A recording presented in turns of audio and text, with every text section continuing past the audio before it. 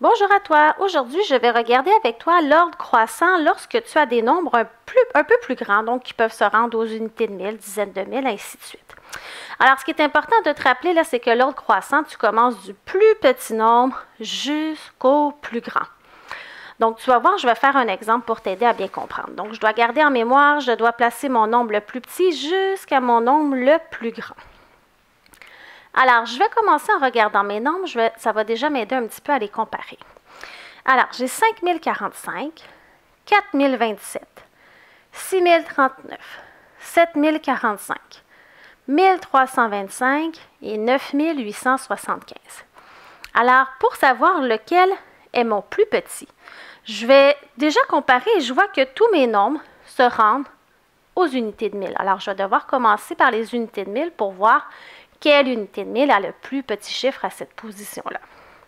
Alors, ici, j'ai 5, j'ai 4, 6, 7, 1 et 9. Alors, je peux rapidement voir que 1325, dans tous mes autres nombres, est le plus petit nombre. Alors, je vais pouvoir commencer mon ordre croissant avec 1325. Je l'enlève. Maintenant, je me pose la question, dans ceux qui restent, lequel est le plus petit? Alors, je vais réobserver mes chiffres à la position des unités de 1000, 5, 4, 6, 7, 9. Je sais ici que ça va être mon 4 ici, donc 4027. Ensuite, mon prochain nombre, dans ceux qui restent, lequel est le plus petit?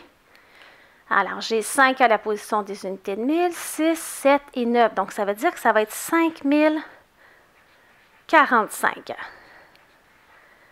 Parfait. Alors, dans ceux qui restent, lequel est le plus petit? Donc, j'ai 6, 7 et 9. Donc, ça va être 6039.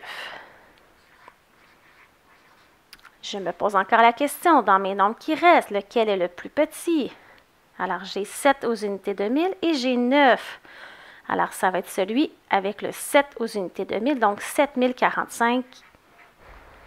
Et finalement, je vais terminer avec 9875, qui était mon dernier nombre à placer.